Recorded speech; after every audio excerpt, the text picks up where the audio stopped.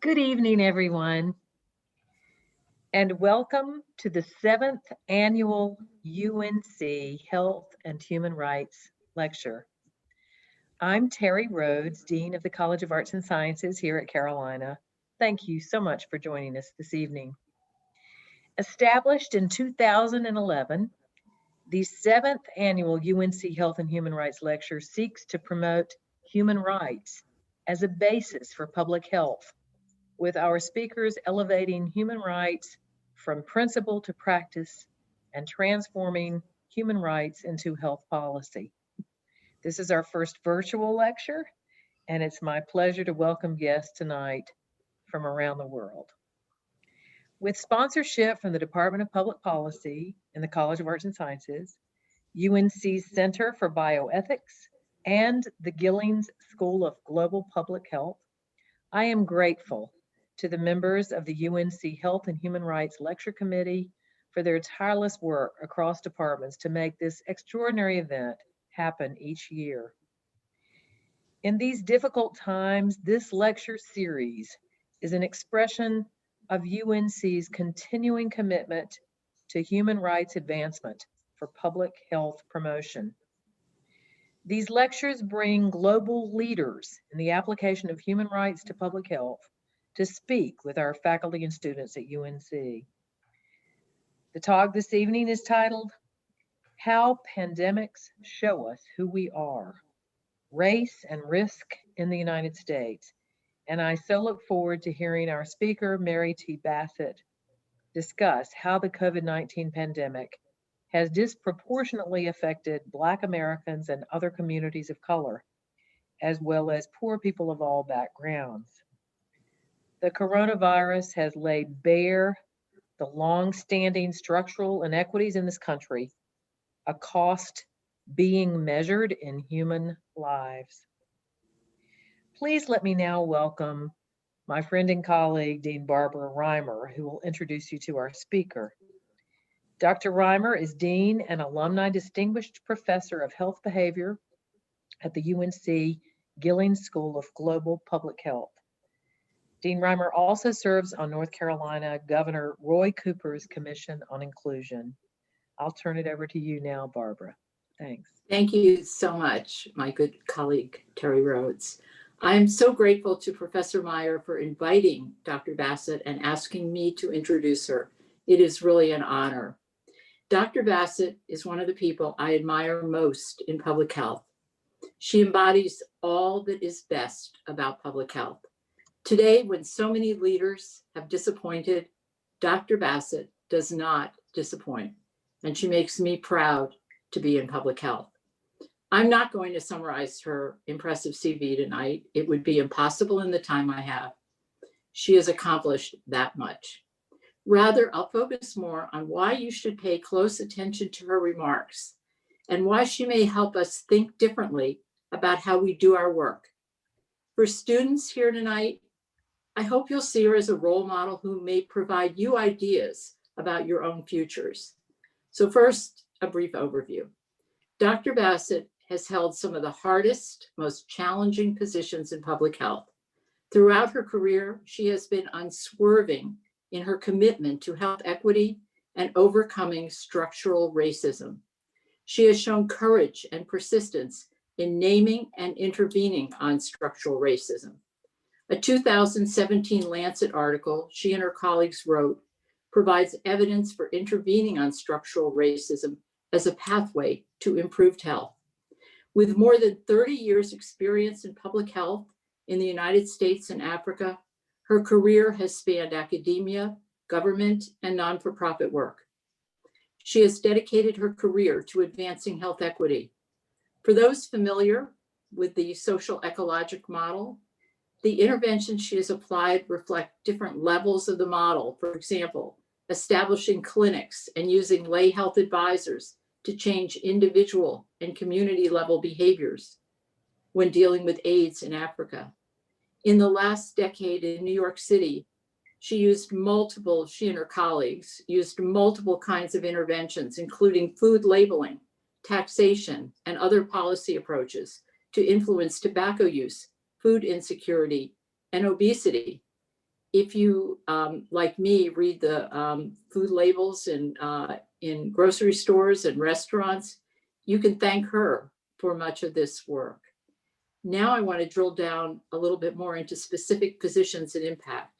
So Dr. Bassett is now director of the Francois Xavier Bagneau, the FXB Center for Health and Human Rights at Harvard.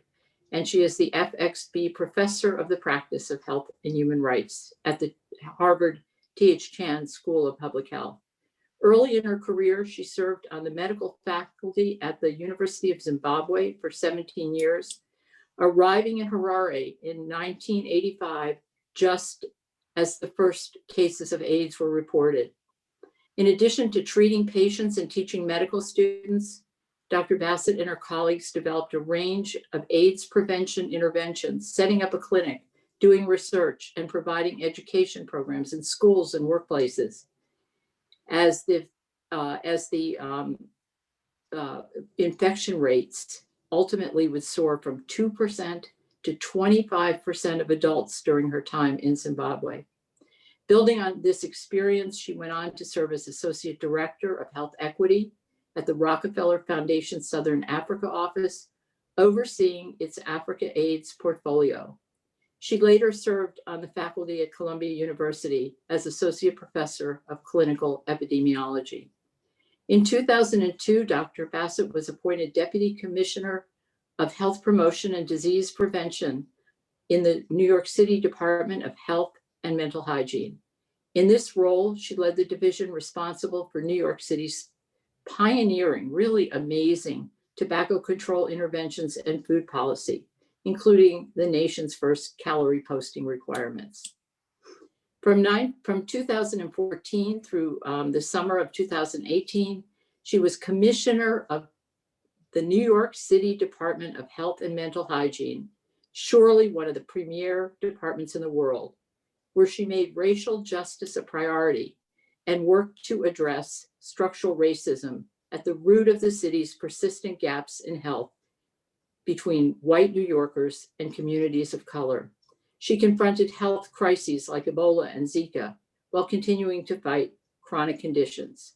Her signature program was the relaunch of district public health offices as neighborhood health action centers in several neighborhoods long marred by race, ethnic, and economic health inequities.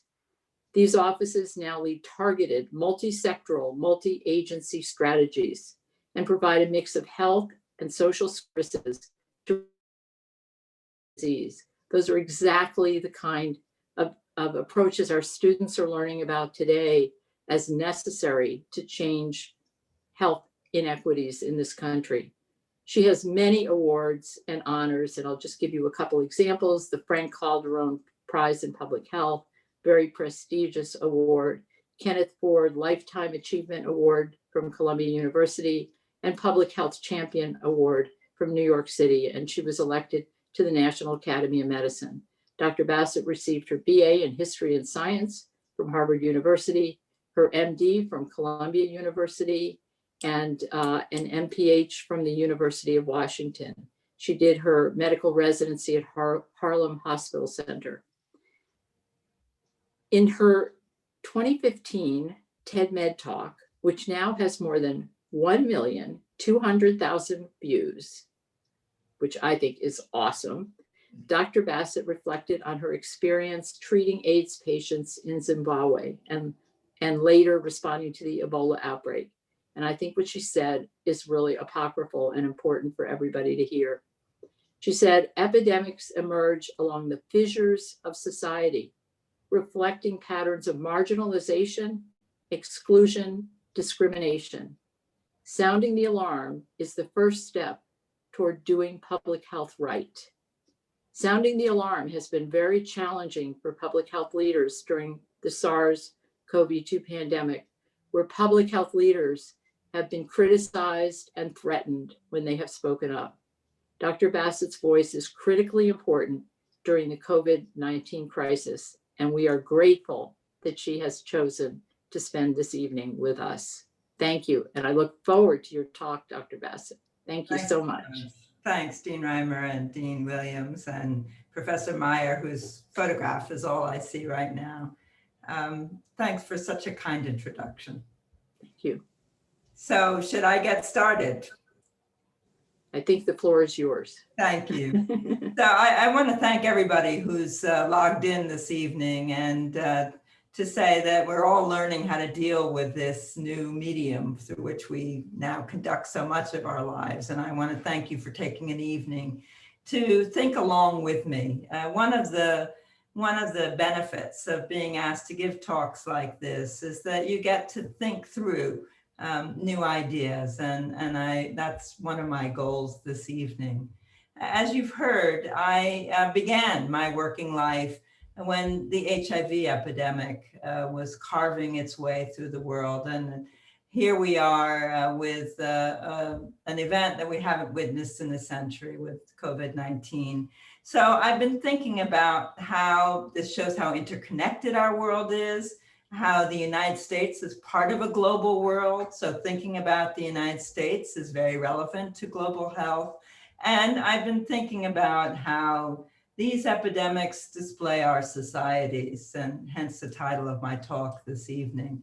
I'm going to talk about, as Dean Reimer mentioned, I'm going to talk about how COVID has displayed fissures in our society, a phrase that I first developed in my thinking when I was confronting the HIV epidemic in Zimbabwe. And then I'm going to go and talk a little bit about human rights, which of course now I direct a Center for Health and Human Rights. And the human rights are also something that we hope and we intend to ensure connect our world as well. That these are global, as is our risk of highly contagious disease. And I'm going to talk about the ways in which I feel the human rights framework has in some ways come up short with respect to its turning its lens on our own country, and particularly the legacy of African enslavement. So that's what I'm going to talk about. And I want to begin also by acknowledging how important journalists have been to us all during this period. I am a New Yorker forever, I suspect. And so I've shown you a headline from the New York Times, but it could have been any one of our major newspapers, the LA Times, the Washington Post, the Boston Globe, which I also read now. Have not only have they kept COVID-19 in the headlines, literally, during a time when our chief executive and president was hoping it would disappear, they've also really kept track of data. And as we all know, public health has been marginalized, dangerously marginalized. And so we saw these sorts of headings. This marked 100,000 dead. When we got to 200,000, the New York Times had a much more muted and reflecting the deepening tragedy that we're all witnessing instead of a headline, a photograph. And as we go forward, it's clear that the risk of both becoming infected with COVID-19, with the SARS-CoV-2 virus and getting COVID-19 and dying of it is not being experienced equally in our society. In fact, there are marked racial ethnic differences, with the result that tens of thousands of lives have been lost among communities of color that would not have been lost if they had the same risk of infection and death that's been experienced by people in the United States who are classified as white. So the overall death toll has been much higher than it should have been, but it also has been experienced unequally. The first alarm about unequal experience of COVID-19 and particularly unequal death also came from newspapers. And it came very early. You may all remember that the very first death from COVID-19 was at the end of February 29th. And by the end of March, newspapers, the first one I recall was Milwaukee, which, by the way, was the first jurisdiction that I can recall declared racism as a public health crisis, noted that there had been just a handful at that time of deaths in the whole state of Wisconsin, but about half of them had occurred in Milwaukee, and 100% of those deaths had occurred among people who were African American. In other jurisdictions, mostly cities, some states also presented these data. There were no national data because the federal government was not making race data available at the national level. They were only releasing COVID mortality data by age and sex. So in May, the data became available by the federal government. So these are national data. My colleagues and I have reanalyzed these data with data extending through July. I was hoping that this evening I'd be able to share them with you, but the article's been accepted, but it hasn't, it's still embargoed. And but they're not very different. And what they show is that if you take age into account, which you must do if you're comparing mortality rates across populations, because age and death are related, with the risk of death going up as we get older. So that if you compared an older population to a younger population, the crude death rates would not give you an accurate picture. So as we age adjust, we see that the Black population has 3.6 times the risk of dying in the United States as compared to the white population and the Latino population, and also Alaska Natives and American Indians, that's mostly American Indians, I think, have an increased risk. But when you look at, I'm sorry, I'm having a little trouble advancing my slides. And for those of you who are non-medical or maybe non-public health people, and I hope there's some of you in the audience, the way we say this in plain language is that Blacks are 3.6 times more likely to die of COVID than whites.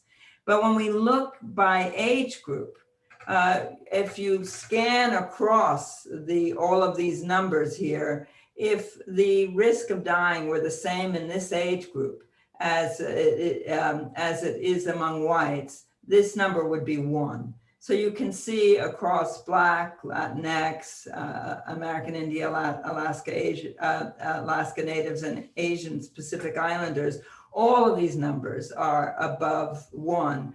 And the highest is in this age group, 35 to 44, which has a 9-fold higher risk of dying as compared to whites in that age group. And just to put it in plain language,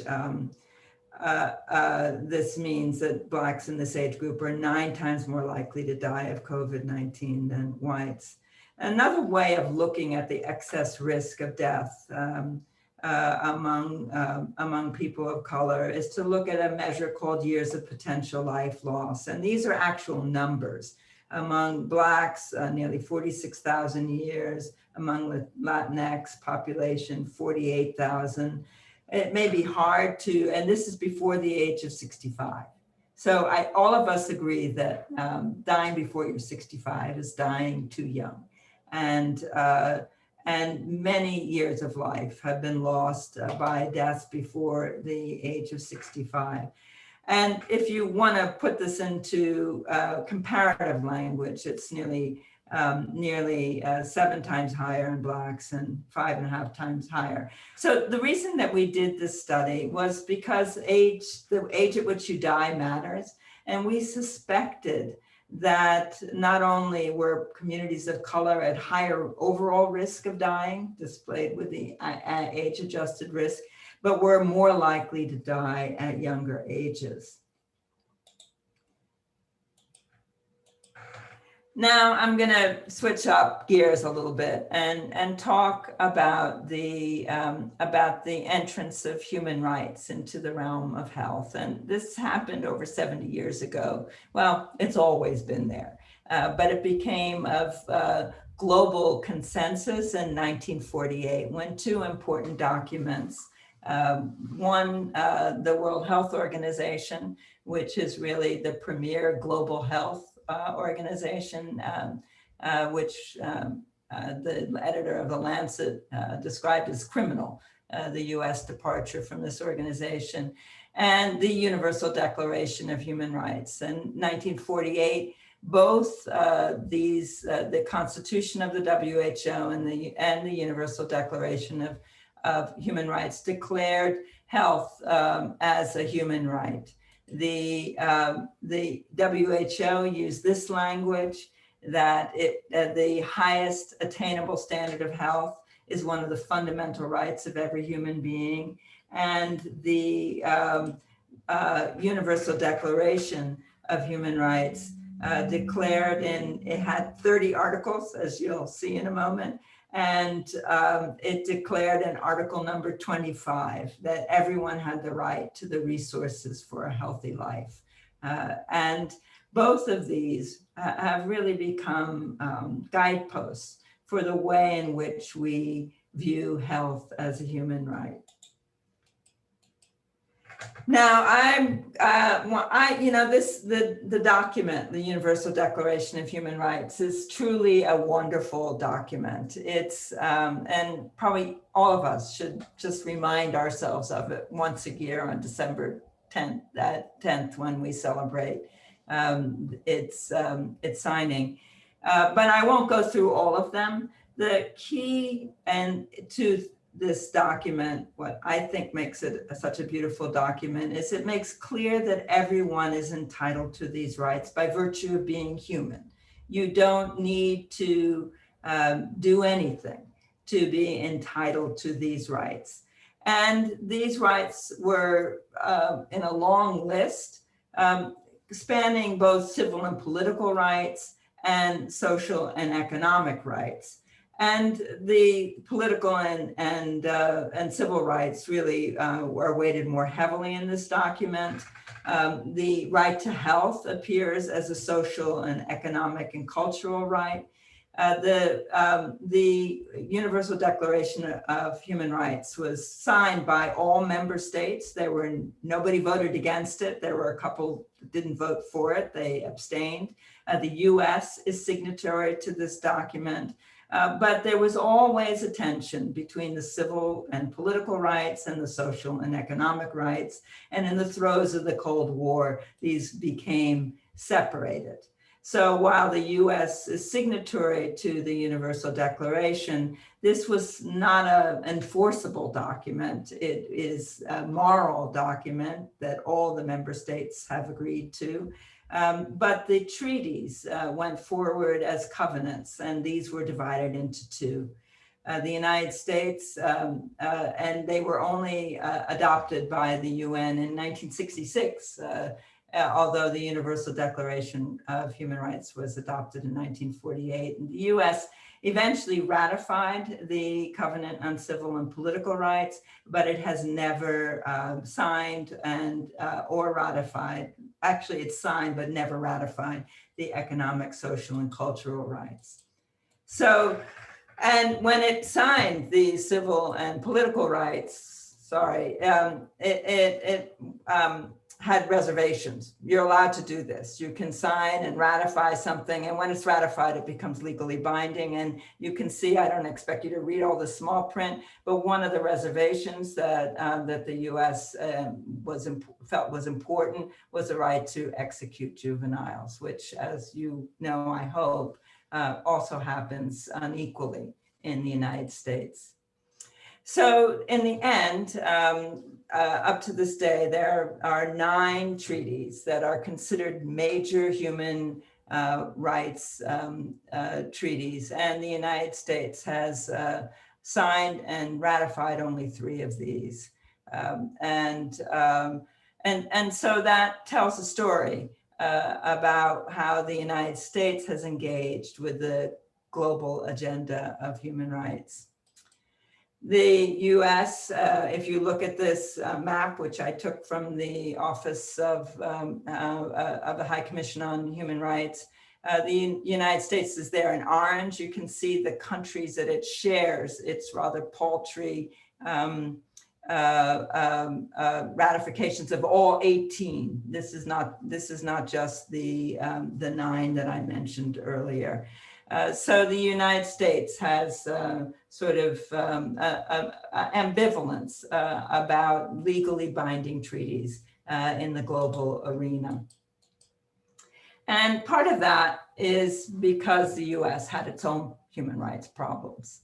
The photographs that you see here in black and white are from the civil rights movement of the 1960s, a movement of which I'm a product. The ones in color are much more recent.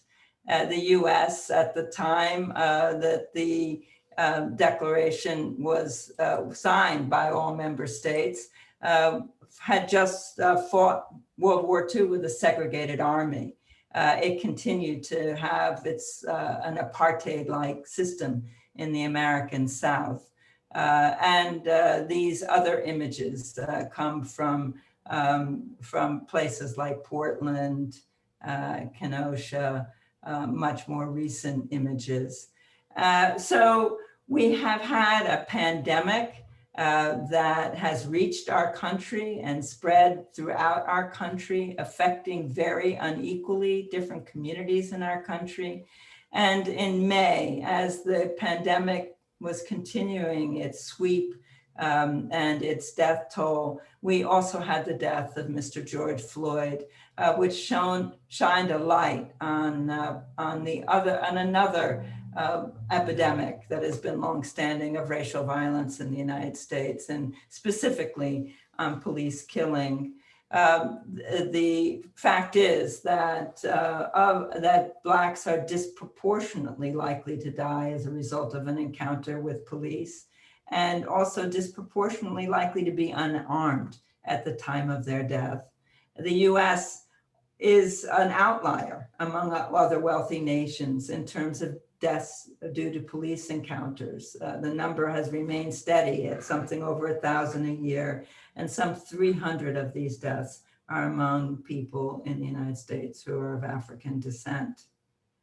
This also is in line with the whole phenomenon of mass incarceration. So here we had twin pandemics, and I haven't mentioned the other one, which was the economic impact, which have really taken us back to taking a look at our history.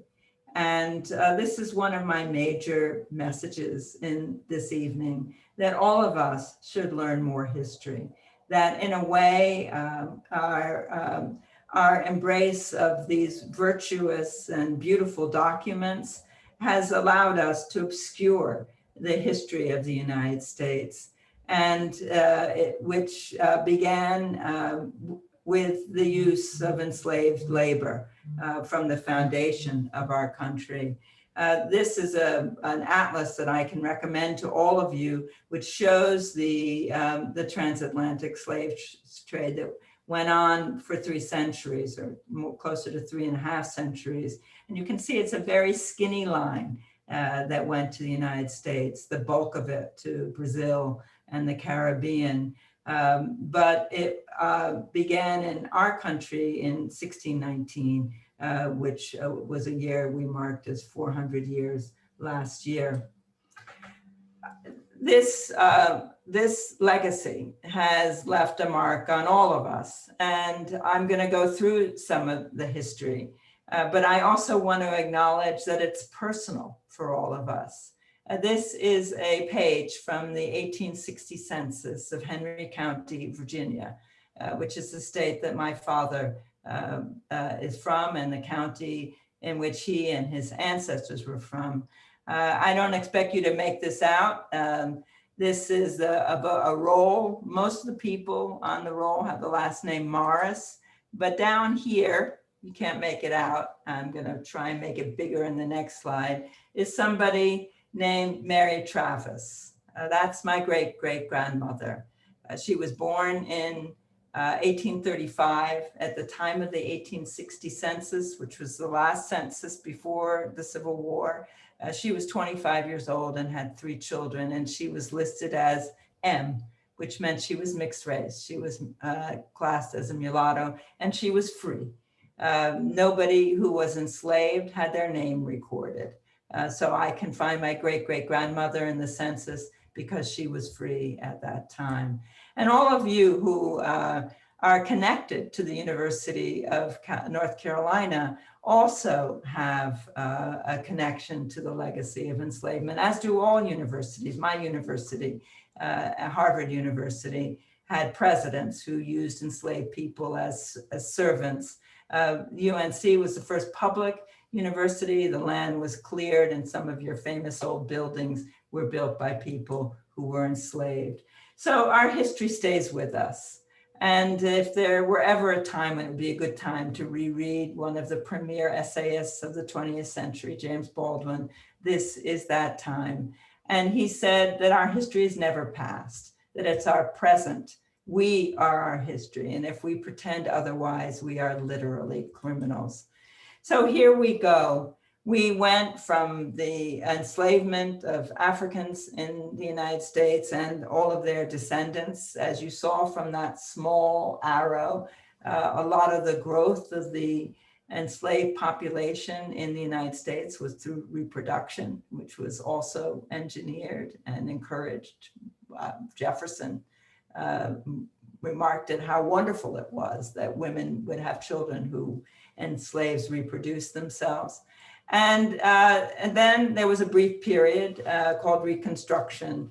It was a chance for the United States to leave and change its legacy of enslavement, but it did not happen that way. And the white Southerners who had led the secession from the United States regained control, ended Reconstruction, introduced sharecropping as a way of basically reattaching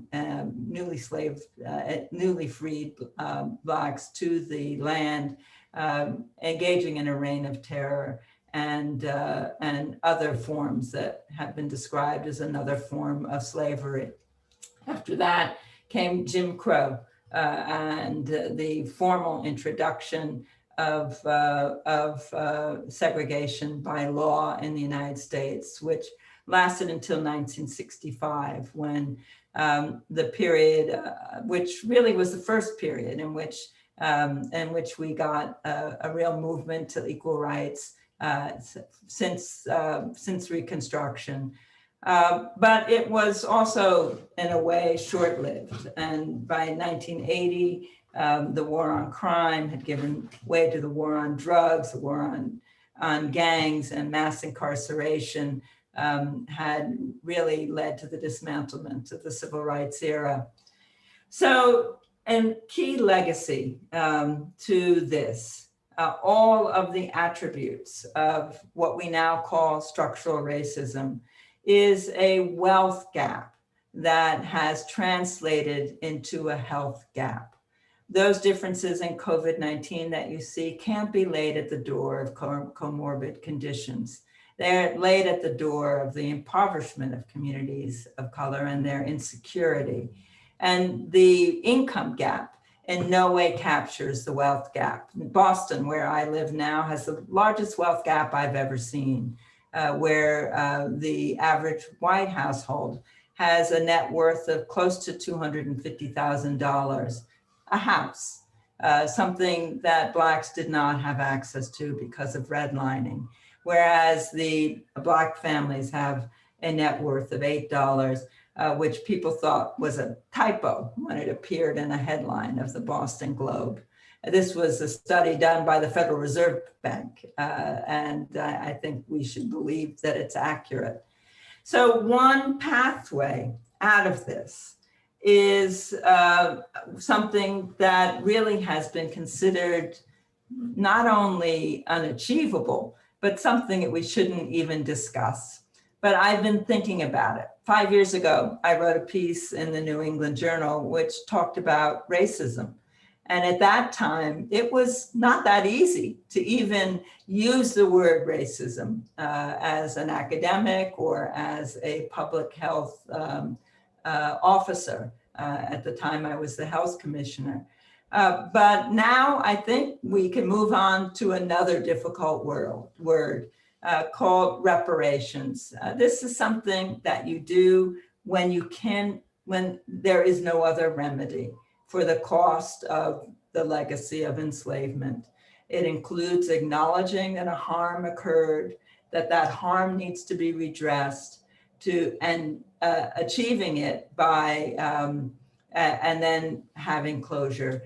This book that I've shown here is by a North Carolinian neighbor of yours, Sandy. Sandy Darity is at Duke University, and he's written a very compelling case for reparations. And I also think that it relates to Martin Luther King and his words. Most of us remember his famous "I Have a Dream" speech, in which he talked about, he wanted his children to be judged by the content of their character.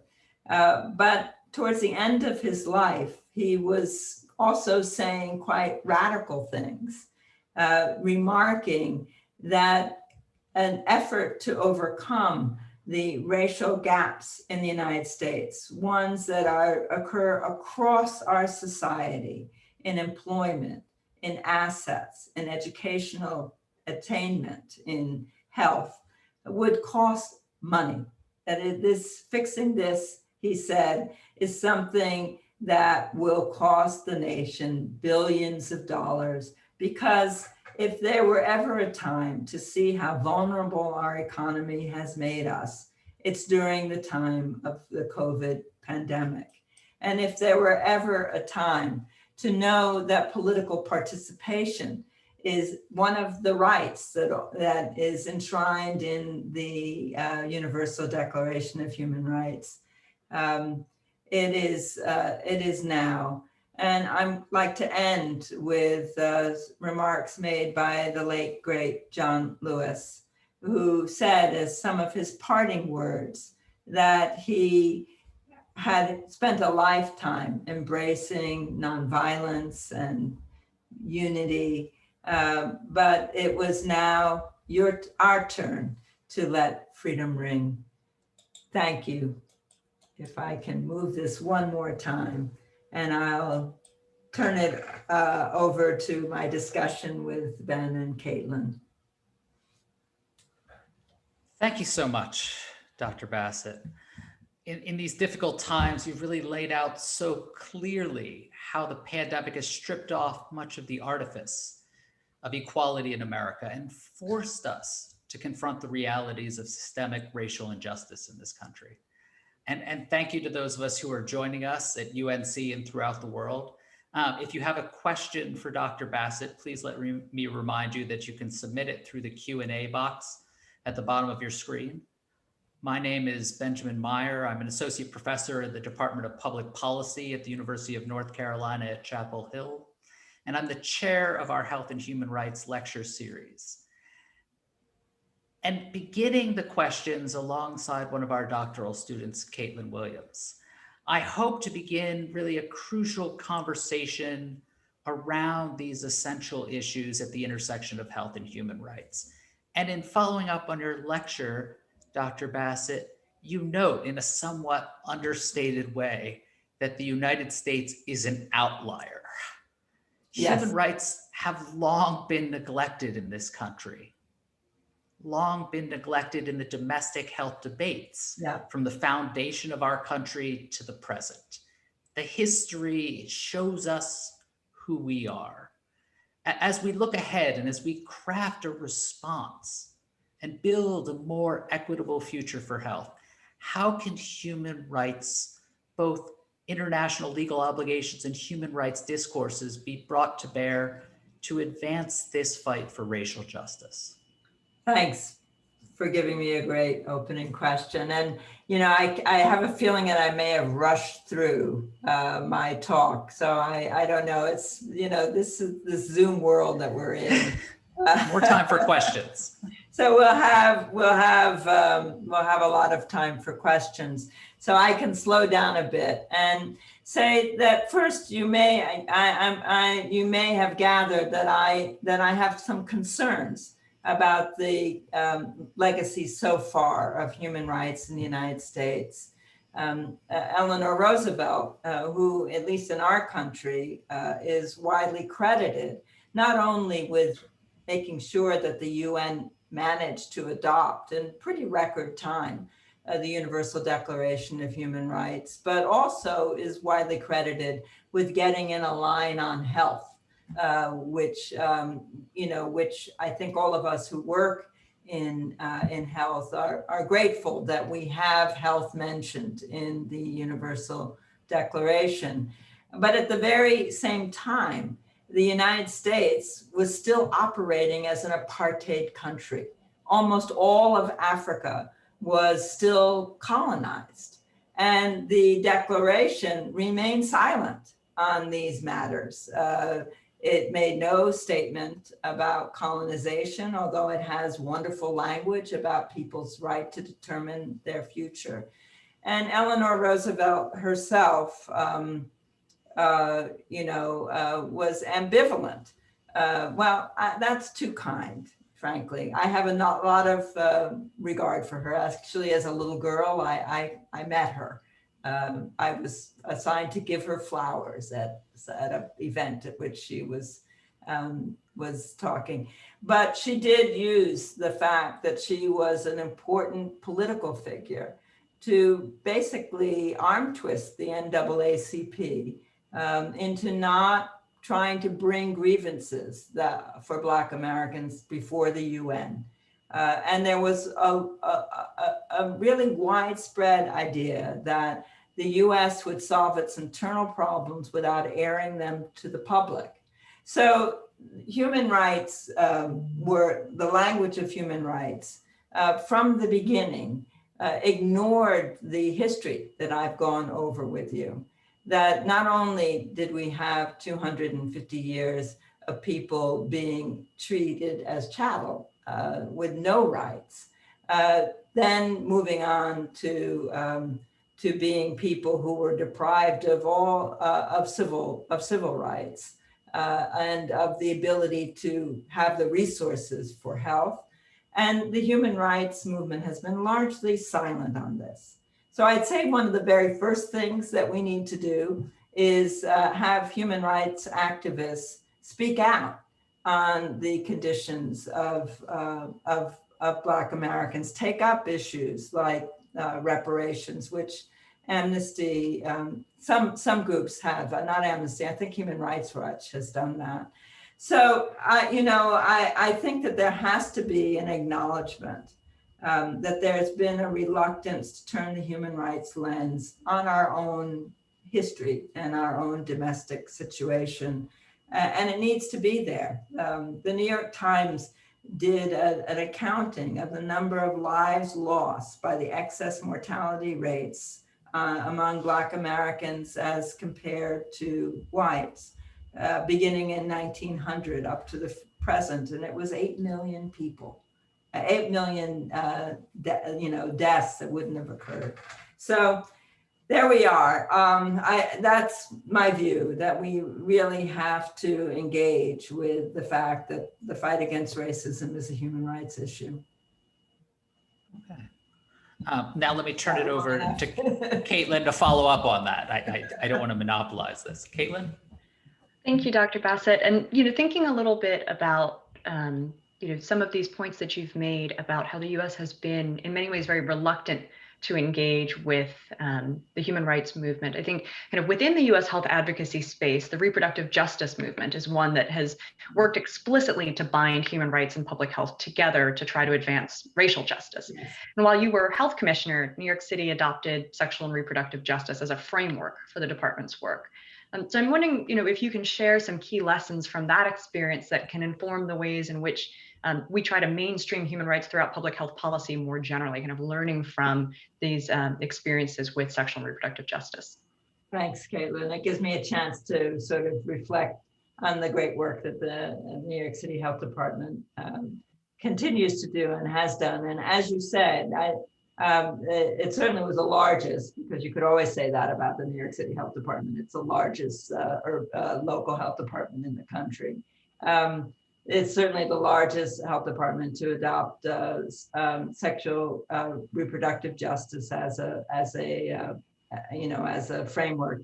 This wasn't the health department's idea. It, as you know, was developed by an organization, a collective called Sister Song in the mid-1990s. And it really has been one of the successful efforts to crosswalk human rights with social justice and link it to health. And that one of their key ideas is that that health is in everything.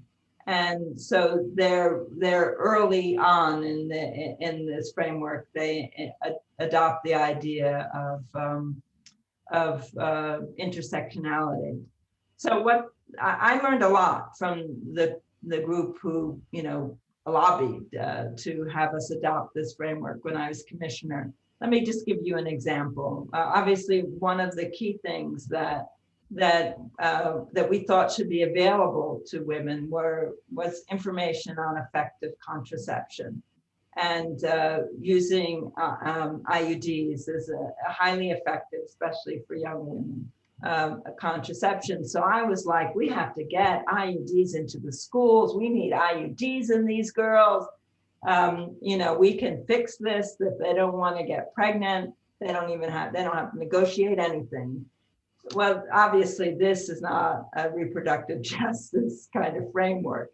And so when they began conversations with community-based organizations, which the health department for the first time actually actively brought in to engage with them on its communication strategies and processes, we realized that this was the wrong task, that people need to be able to decide whether and when to have children, but this kind of dictator stance that most of us who are trained in medicine have adopted was not the right one. So it ended up with a slogan, maybe the IUD is the right thing for you, and emphasizing autonomy. So additionally, the health department became outspoken about the case of Marion Sims, who's widely considered the father of obstetrics and gynecology, who perfected the repair of vesicovaginal fistula, a hole between the bladder and the vagina, a very disabling birth injury. But he perfected the surgical intervention by operating on enslaved women who obviously were not in the position to give consent. He did it with anesthesia, even though anesthesia was becoming available. He experimented on these women. So he had a big statue, which has been removed. And so we range from how we applied it to our public health messaging, to how we promoted access to contraception in schools, and also to sort of more advocacy issues like should Marion Sims' statue be removed? And we said yes. Got me into a little trouble, I have to confess, with City Hall, but so this, I think, is a really great example, and it influenced the content of the health department's work. It influenced the way it worked by bringing in more advocates and listening to them, working jointly, a set of what the department called birth justice, a whole set of recommendations on respectful maternity care. also came out of the adoption of this framework. I checked before the talk, it's still available on the department's website. So I think that this has been a durable transformation of the reproductive health work of the New York City Health Department, and they deserve credit for really having shown leadership in this. What else?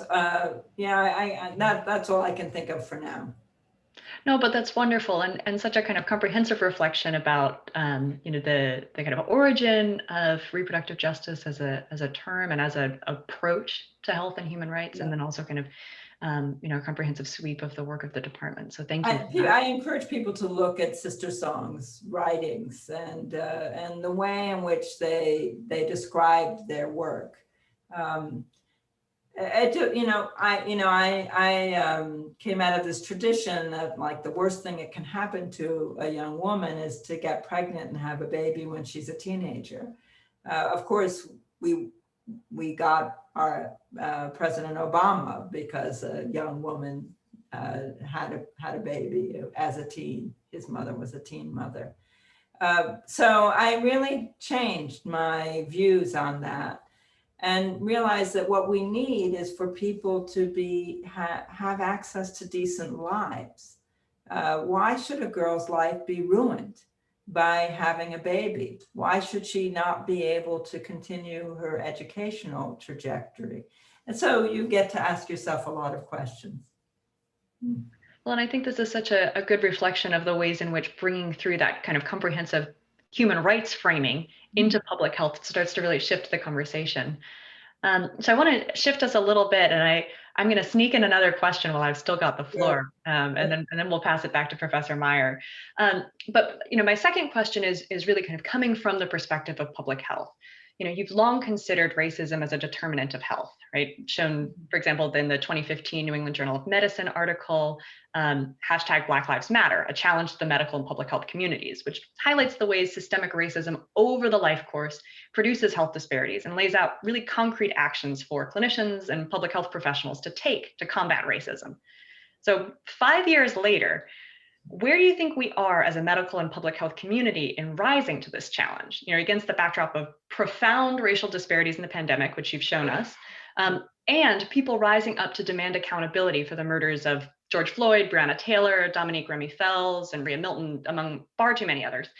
How can we extend this new energy and interest around understanding racism as a structural driver of health? Well, first of all, I think the fact that we're having this conversation is a sign that things really have shifted. I used to be warned by people who meant well that this was not a good way to open a conversation, that using the word racism, just the word, was something that people would find off-putting, that you hurt yourself because people thought you were angry, and so now we hear the word structural racism being used not only by academics or people who are known progressive public health officials, but by lots of people. We hear it in presidential debates. We hear it mentioned by politicians. Have we eliminated racial disparities? We have not. But I think that there's a willingness to engage with the issue that we never saw before, and to acknowledge that this is a task that belongs to us as citizens as well as public health workers. So I think that we have to be clear that we will not see the end to the impact of structural racism that has evolved over centuries rapidly. There's no magic bullet for this, that it requires advocating across the board against the impacts of structural racism. At the health department, that meant lots of things. When I was health commissioner, we undertook a whole process called internal reform, and asked everybody to apply a racial justice lens to their work.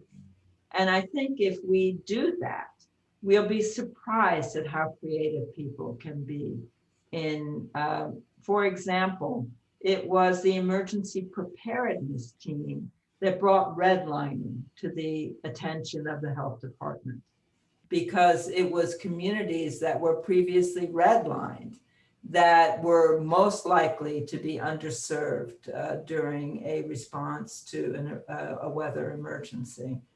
Well, that was probably the most common emergency we were going to have. It was the public health engineers who raised the fact that there were big racial disparities and drowning deaths, and that ability to swim had to be made more widely available. So, people really become creative when you ask them to, but it's important that they be expected to apply a racial justice lens.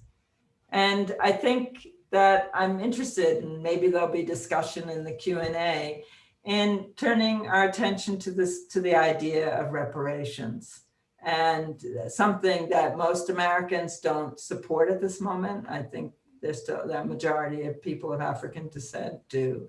But I would say that we in public health have to kind of get more comfortable in talking about things that are within the range of human rights, but may not seem like they're directly relevant to us as public health workers. That we need to start talking about economic justice and social justice, about the social and economic rights, which the United States has been so reluctant to embrace. And so you're correct in so many ways that this is a multi-generational challenge, the challenge of our lifetime.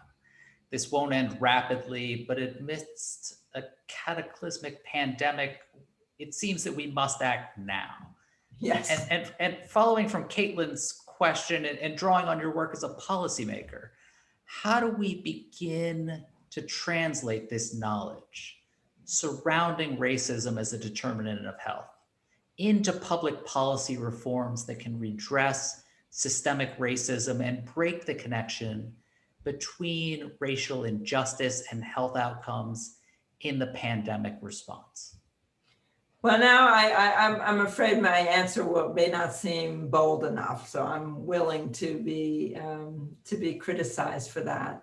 But part of it is we have to demand that the data be better, that it be more complete I may have been too low key about the fact that the federal government didn't make race specific data available. We learned about the racial disparities and racial ethnic disparities in COVID mortality and in COVID cases through newspaper articles. This is really outrageous. And so we need to have the data in order to see where we are. And then we have to be able to address the data. It is clearly related to the fact that a large proportion of people who are getting COVID are essential workers who aren't getting protections, who are still going to work under assembly line conditions without the opportunity to follow the public health advice. We need to speak out against that. People in public health should be making connections with the importance of protecting worker rights and the importance of a safe work environment. We need to be making connections about immigrants who are detained and are being exposed because of being held in detentions. Prisoners the same, people in jails the same, kids in juvenile detentions. So we need to be prepared. And one of the things that we can bring to that is an insistence that the data be made available, because then we can see where we are, and then we can begin the process of demanding it be changed. I think that the data that I showed you make it very clear that the go-to explanations that were initially offered by Tony Fauci, for whom I have great respect, and the Surgeon General, who I don't really know very well, but I know he championed syringe exchange in his home state before he became Surgeon General. Their go-to explanations were there's something wrong with these people. They're too sick, their bodies are, already bad bodies. They didn't ask the questions, where do people work? What kind of conditions are they in? And that's left to us as public health people. The kinds of excess that we saw, 5-fold, 6-fold, 7-fold, 9-fold, can't be explained by diabetes, or those rates, don't go higher than 2-fold, 2.5-fold higher. So these were related to differences in exposure. So that's, I think by insisting that we apply a racial lens, and I would like to look at it from other perspectives as well. The death certificates have educational attainment, occupation, industry. I'd like to see those data. Something that I and a colleague have just put out as a preprint show that there's a socioeconomic gradient among whites, which we would expect, so that younger poor whites have the same COVID mortality risk as younger poor Blacks, so who live in poor neighborhoods, I should say. So, I think that these, getting into the habit of always querying by putting a racial justice lens on our work will bring us closer to a human rights that has embraced an anti-racist stance, which I think really has been a blind spot, if that's not mixing too many metaphors, for all of us who work in human rights. And in thinking about this data that can help to showcase this, I want to pick up one of the questions that's in the Q&A from Farah Cater, and I apologize if I mispronounced that. Farah's interested in how this growing push for data disaggregation can help us to understand some of these underlying socioeconomic status, race, ethnicity. The question says, this would help us to understand the differences between African Americans and more recently arrived Black immigrants, as well as multiracial ethnic groups such as Arab Americans that are often excluded from research. Well, let me be very clear. Although I keep hoping that we will end the idea that African Americans, people of African descent, are genetically different than other groups, or have some kind of inherent biological difference that accounts for their health statistics. Keep hoping it'll go away, but it doesn't. And there's a flavor of that in the question that's been asked. These differences are social in origin. This is good, because despite the wonders of CRISPR, we can change society a lot faster than we can change our genes. So it's good that these differences are social in origin. The New York City Health Department did an analysis. I can't remember what the outcome was, whether it was mortality or I can't remember. But immigrants of African descent do much better than native-born Blacks. And that is a difference that's social in origin. Take a look at From Here to Equality, which has a large section on immigrants. And people who are mixed race, I'm mixed race, also may often have various, social advantages that account for the differences. So I agree that it would be, that it's important to look at race, but not to try and figure out, not to try and figure out what's left over after we account for education or income and thinking that that's sort of pure race.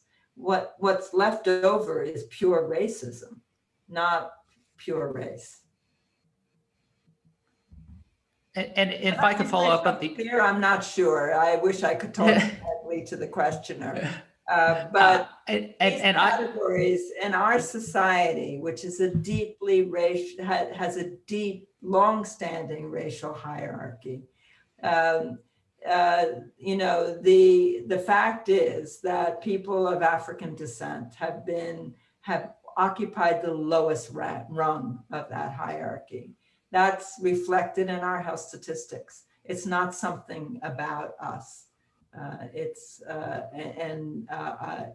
reflected. It reflects our society.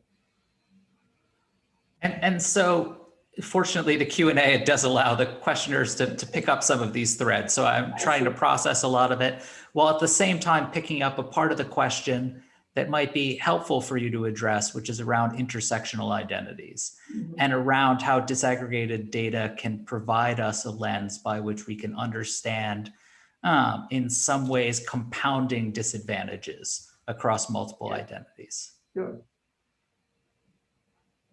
Well, I mean, obviously, that in a city like New York, the Black and Latino communities are virtually parallel with the poor communities in New York City.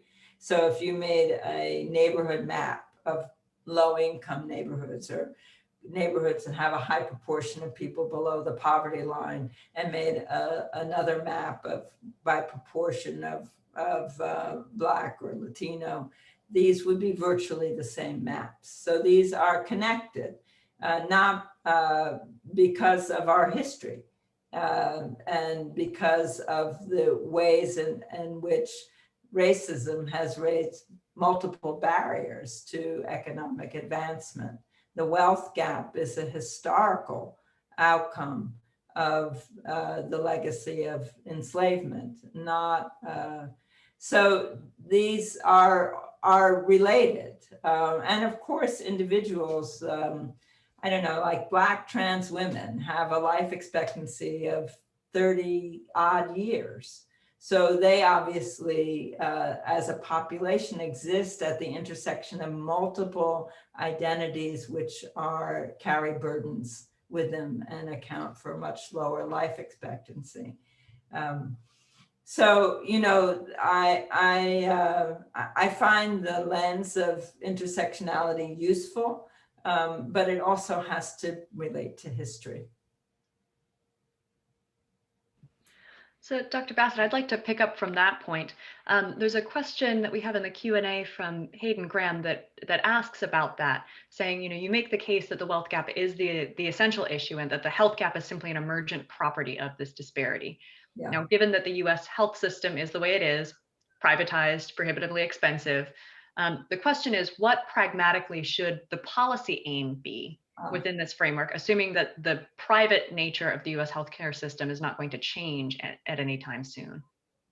I don't know. I mean, we spend about as much from the public purse on our healthcare system as do countries per capita, as do countries that have national systems and offer health insurance coverage to everyone. So, you know, we're already paying for national health insurance. We just aren't getting it. But you know, I think there are a couple of things. One, I think of healthcare as one of the social determinants of health. I don't want to say that I think it's unimportant. Obviously, people deserve access to health. And I think that when we talk about health as a human right, we also mean that access to a doctor when you're sick or for maintenance care is part of that human right. And we do have a system of healthcare which is extremely expensive. We pay more per capita than any other country, and is also poorly performing in terms of health outcomes on any number of chronic or acute conditions. The United States isn't doing well, and we're witnessing this during COVID. So, I guess the idea here is that if you're wealthy, you can buy health. That's not really what I mean. We've witnessed, a very powerful individual get healthcare, which some of us are wondering whether it was appropriate or not. I'm talking about President Trump and what seemed like a kitchen sink approach to the treatment of his COVID infection, but we don't know because we don't know the details of his condition. So it doesn't always mean that when you can pay for everything that money can pay, that you're getting the best health care. I certainly don't mean that. I just mean that the resources for life are better expressed with assets than they are with income. And when we look at assets as a measure, the community of African descent in the United States is extremely disadvantaged. The wealth gap is like 10 to 1, except in Boston where it's astoundingly high. That means not only that you may have trouble paying for a doctor, it means you have trouble paying rent, you have trouble, paying for university. Your resources for a decent life are compromised. So I don't know quite if I've understood this person's question, but I certainly don't think that rich people are advantaged by being able to buy the most expensive health care they can. That's not always even the best health care. And so picking up on this question of disadvantage across different types of identities, there were a number of questions around language barriers and sort of how we disaggregate data on the basis of language, whether it's about immigrant communities or Latino communities working and residing in the United States. How do we think about addressing issues around this data? And that at its core has to do with communication. This question is specifically about Latinos.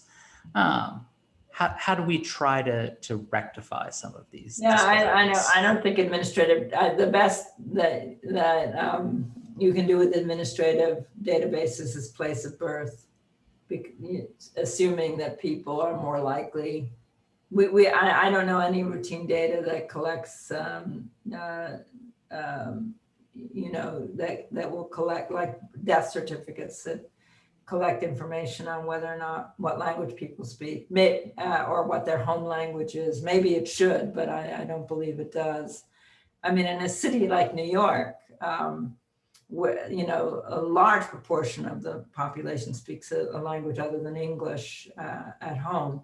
And certainly that should not be a disadvantage for people as they seek health care. But if the question is getting at the idea that the reason that we're seeing these disparities is because people aren't getting, good enough health education and health literacy. I would think that is certainly an issue. People deserve to be able to access health services in the language in which they're comfortable. There should be interpretation services. They shouldn't have to take their kids out of school or grab the person who's, is doing some other job in the hospital and ask them to come and serve as an interpreter. Those all should be part of the Bill of Patients' Rights, but I don't know of any administrative databases that collect that information. Thanks for that, Dr. Bassett. So I want to come back to something that you mentioned earlier in the talk, and we've got a lot of questions coming through the Q&A about this. Good. That's the topic of reparations. Yes. Oh, good. And specifically, yeah. So, we've got a lot of questions about, what does it mean to kind of engage with reparations as a strategy, and what are the ways in which we in public health can start to engage in that kind of advocacy around reparations. Yeah. We see it as a really targeted strategy for addressing racial disparities. Well, I mean, there are lots of ideas about how reparations might occur, and lots of ways but most of them involve money, the billions that Martin Luther King spoke about.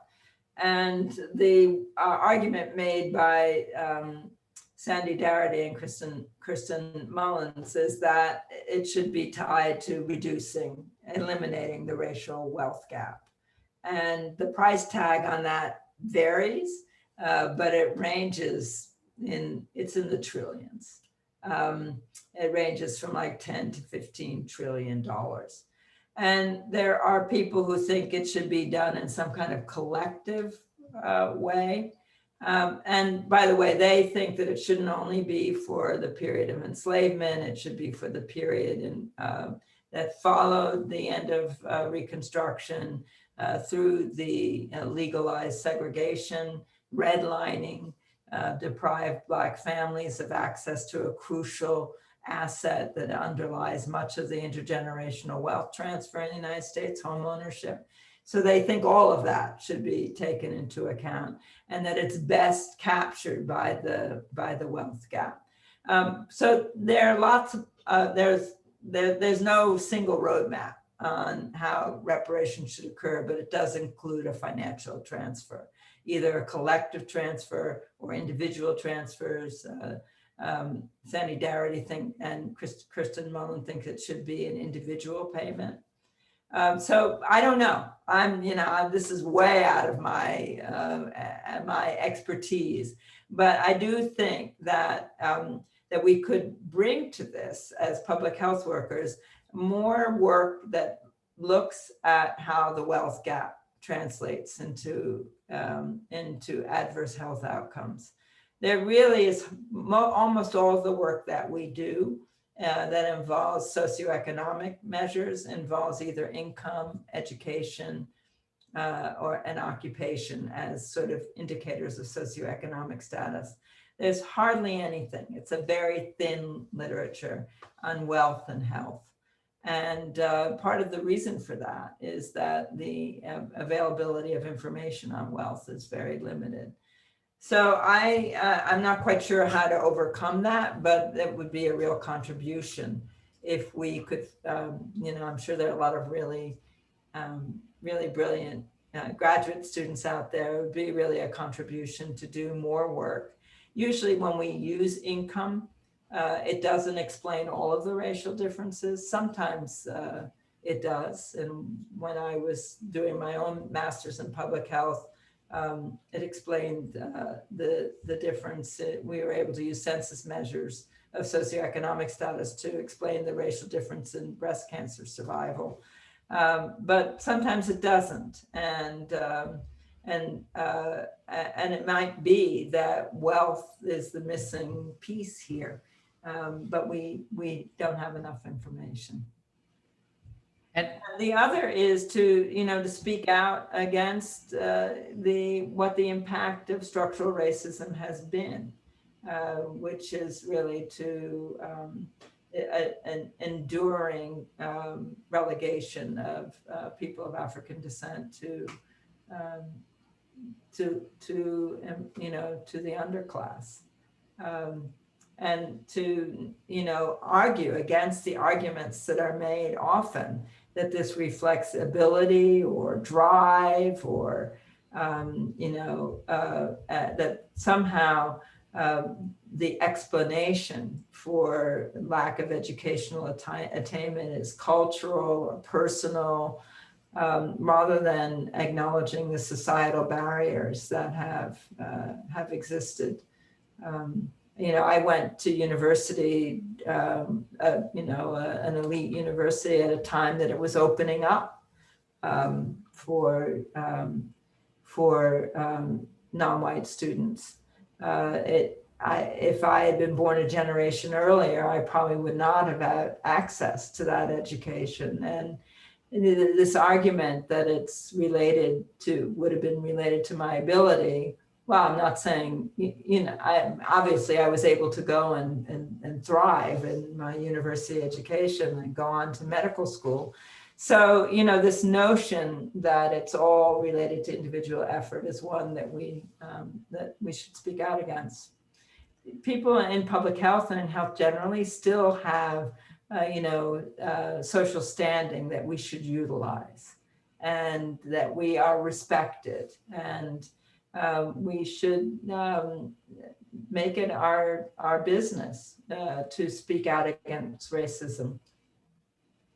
In thinking about how best we can speak up in the academic community, one of the gaps that you've drawn is that there is this limited information that exists that needs to be filled through research. And so given this opportunity to speak with faculty, doctoral students, aspiring researchers, how do we develop a research base at the intersection of public health and human rights? How can we leverage our research, our teaching, our practice to really help support racial justice?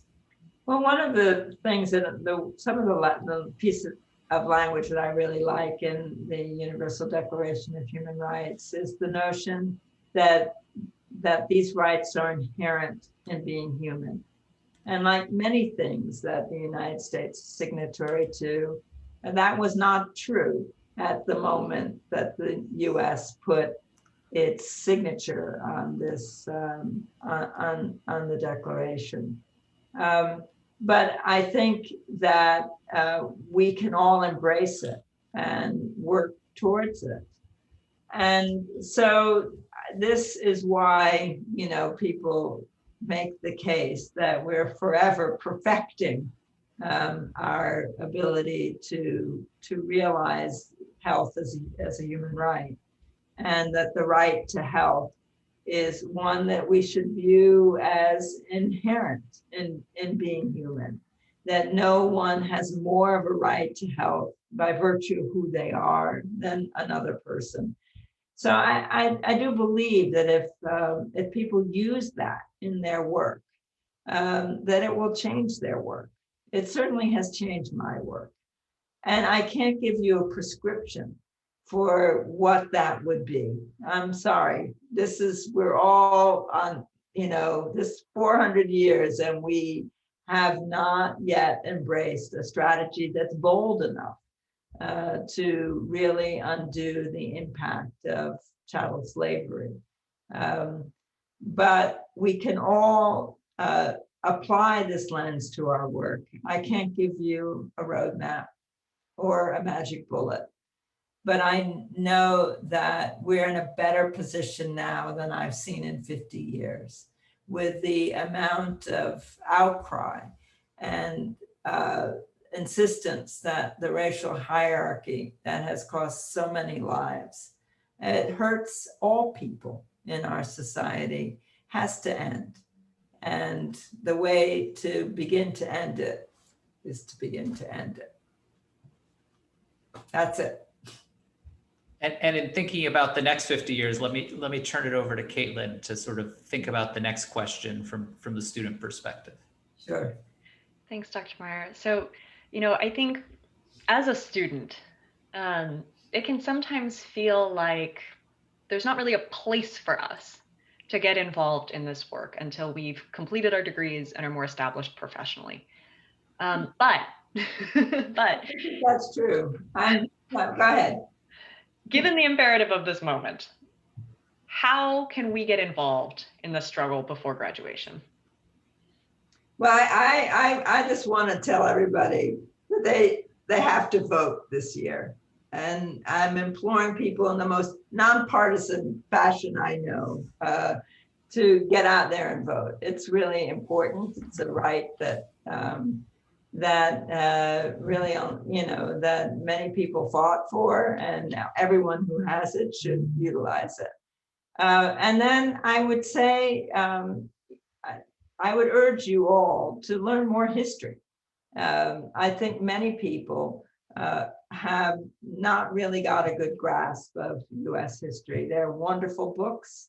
I'm reading Caste by Isabel Wilkerson now. And Warmth of Other Suns, Ibram Kendi's. Read. You can read with friends, form reading groups.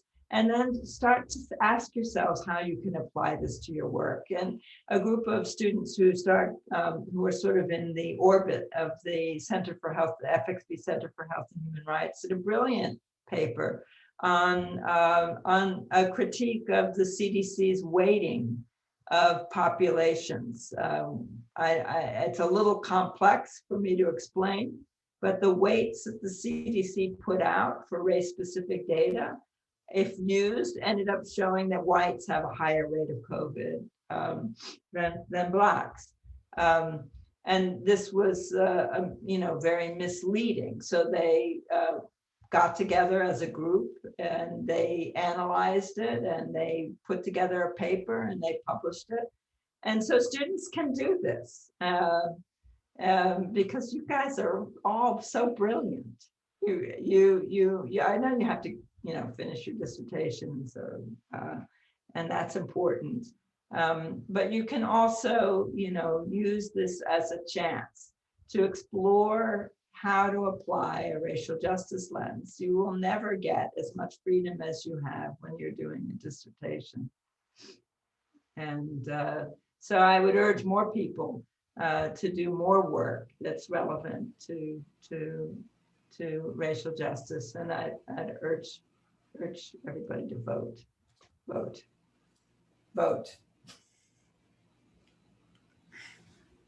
Vote one more time. And so thank you so much for really drawing on the past to help us frame a future for health and human rights. In this uncertain moment, as we approach a crucial election, confronting a catastrophic pandemic while confronting systematic racial injustice, I think that this has been an amazingly helpful way to think about how human rights can frame a more hopeful future for public health. And that is very much the intent of this lecture series on health and human rights. I think it's wonderful. And I would ask that everybody who sort of comes with a human rights hat to also reflect on the legacy of human rights and commit ourselves to ensuring that human rights does not turn a blind eye on racial injustices and does not give the United States a pass, that we look to ourselves. And I think drawing on that past and trying to build a better future is the one thing that gives me hope as someone in the educational space. Absolutely. This next generation will bring us forward. So thank you again we are so honored to hear from you as part of this Health and Human Rights lecture series. Thank you to everyone who's here today. We have been recording this and hope to post it online soon so that it can prove influential in people's lives for years to come. But until then, please join me virtually at least in showing our appreciation to Dr. Bassett for sharing her wealth of knowledge here today and helping us to conceptualize a better future out of a somewhat tortured past. Thank you, Dr. Bassett. Thank you, Ben. Thank you, Caitlin.